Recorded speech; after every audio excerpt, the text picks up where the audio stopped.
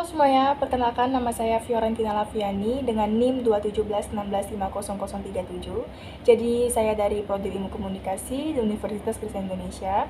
Hari ini saya akan membacakan ringkasan dari buku Pengantar Ilmu Hukum kelas B. Yang pertama dari pengertian dari segi pengantar, bertitik tolak dari kata pengantar bahwa mata kuliah pengantar ilmu hukum ini tidak dapat ditinggalkan oleh mahasiswa atau mereka yang ingin mempelajari masalah dan cabang-cabang ilmu hukum.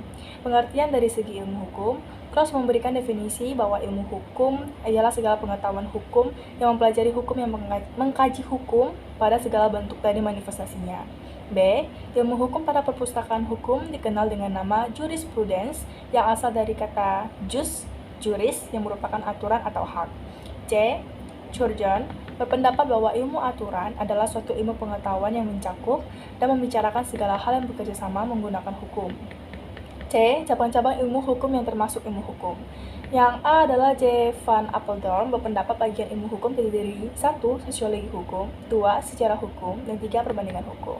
Kalau menurut J. B. Habel-Lofroy, membagi ilmu hukum atas A. Dogmatik hukum, B. Perbandingan hukum, C. Sejarah hukum, D. Ajaran hukum umum, dan yang D adalah pendapat para pakar hukum.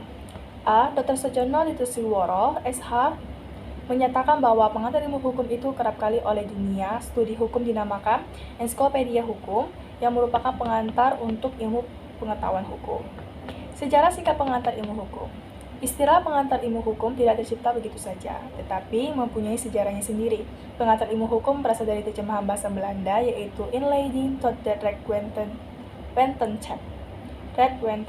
Istilah ini dipakai tahun 1920, yaitu dimasukkan dalam Hoger Onderwijs-Wet atau Undang-Undang Perguruan Tinggi di Negeri Belanda. Yang peran dan fungsi pengantar ilmu hukum, A. Memberikan introduksi atau memperkenalkan segala dilema yang bekerjasama dengan aturan. B. Memperkenalkan ilmu hukum, yaitu pengetahuan yang menelaah segala seluk-beluk daripada hukum dalam segala bentuk dan manifestasinya. Yang C. Mengkualifikasikan mata pelajaran pendahuluan, pembukaan ke arah ilmu pengetahuan aturan di taraf persiapan. Hukum sebagai objek ilmu hukum.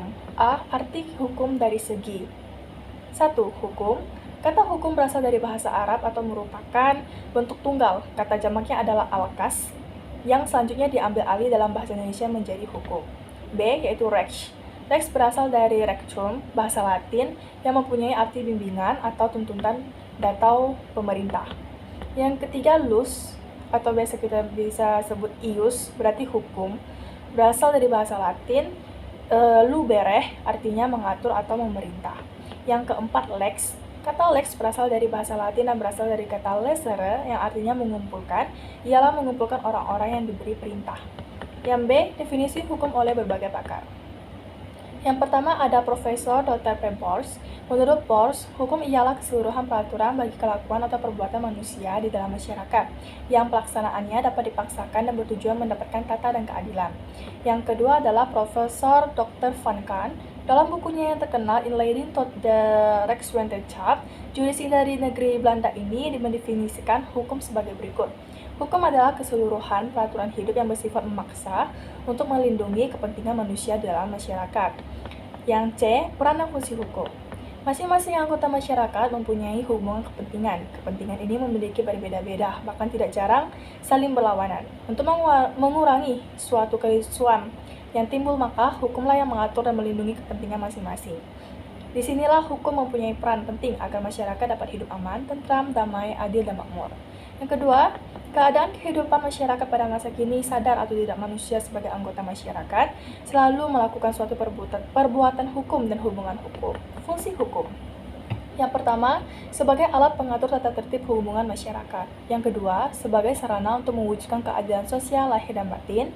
Ketiga, sebagai sarana penggerak pembangunan. Keempat, sebagai fungsi kritis. Kita masuk ke tujuan hukum pendapat berbagai ahli.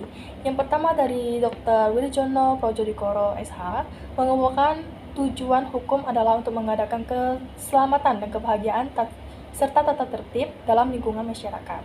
Yang kedua, Profesor Subekti SH, hukum bertujuan untuk menyelenggarakan sebuah keadilan dan ketertiban sebagai syarat untuk mendatangkan kebahagiaan dan kemakmuran.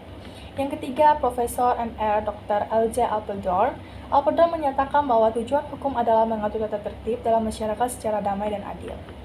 Kita masuk ke sumber-sumber hukum, arti tentang sumber hukum. Hukum berkaitan erat dengan kepastian. Hukum hendak menciptakan kepastian. Dalam mengatur hubungan antara orang-orang yang ada di dalam masyarakat, masalah kepastian hukum tersebut berkaitan erat dengan masalah dari mana hukum itu berasal.